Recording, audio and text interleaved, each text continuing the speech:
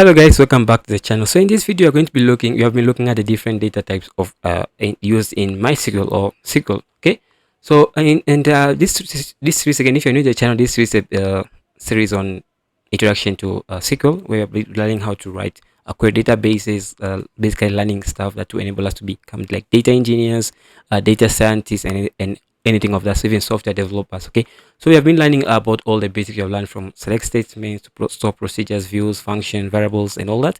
So in this series we have moved into database design. Okay, so in the last row we have been looking at different data types. We'll look at ERDs. So in this row we are going to focus on the date and time data types. Okay, so let's get into it. So let's get into it. So we have looked at the different types of data that we have, and let's just recap. We have numeric data types, we have strings, we have date and time, and then we have spatial.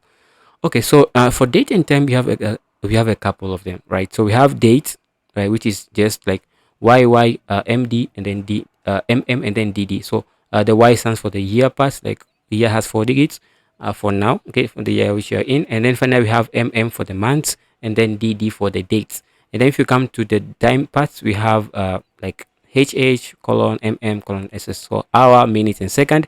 And then we have the year YYYY again.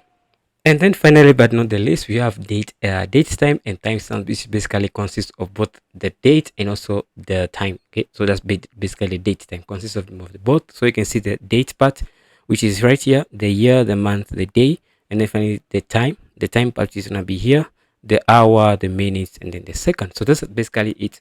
So these are the two of them. So date and time timestamps actually having kind of like similar formats, but they have a slight difference use cases. Okay, so let's get into it, and let's simply show how you can work with these data types. Okay, so I'm just going to go inside of my MySQL workbench, simply create a simple query right here, and let's begin to write a query. So the first thing I want to do, let me just zoom in a bit. So the first thing I want to do is simply I want to go ahead and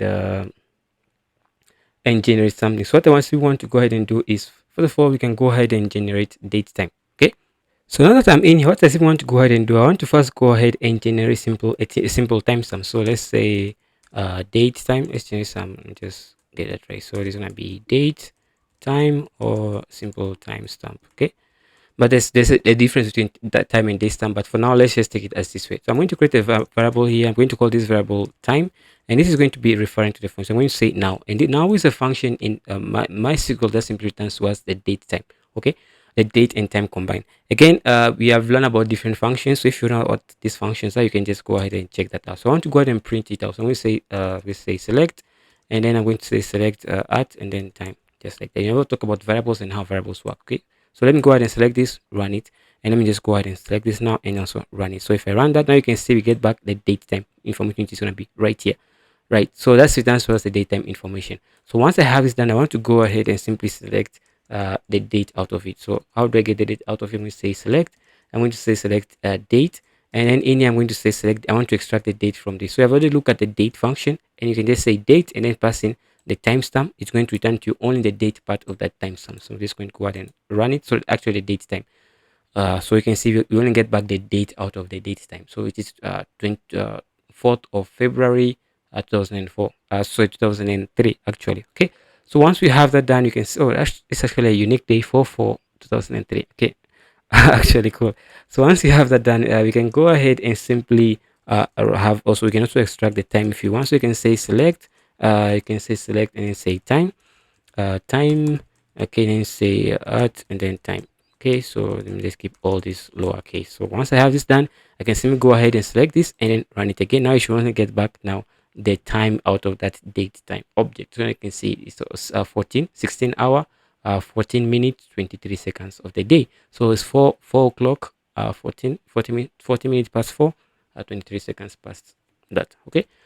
Okay, so once we can also extract the year information if you want. So it's gonna be say year and then say select, and then it's gonna be year and say a year from this time variable that we have. Okay, so have that and simply run the query. Now we should also only get back the year, which is 2023. So good. So that you can see how those different times work. So actually they can be used in this table. So if you go into the order details, it will show you.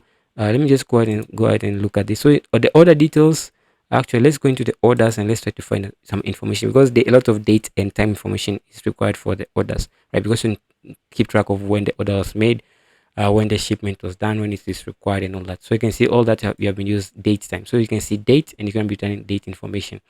And you can see also here date, it's going to be turning only the date information, like the day, the month, and the year. So if you go ahead and open up this table, it's turn to you the day, the year, the month, and the date, right? The year, the month, and the date, and that's what it does. And if you go back in here, you can see the format, the year, the month, and the date, and that's the same format we get in here. So good. So you can see how all that works and how all that can be. So you can see it's also date, the date object, and date object, and date object. So that's a quick introduction to the date time object in MySQL. Okay, so that's it for this tutorial. Again, if you guys enjoy this, you're enjoying this tutorial fast, so do me a quick favor, just hit the like button, hit the subscribe button, support the channel, and share this video with anyone who you think might find it helpful. Okay, so again, if you want to support me further, you can buy me coffee. You can buy the channel coffee actually, because I'm going to use all that money into production and increase the video and content quality. Okay, so the link in the description, you can buy me coffee. Again, if you are learning this from the beginning, or you have been following this series from the beginning and like these videos, again, drop a comment in the comment section below for the YouTube algorithm, and hit the subscribe button for the algorithm and the like button as well. Again, thanks for watching. See you in the next one, and keep safe.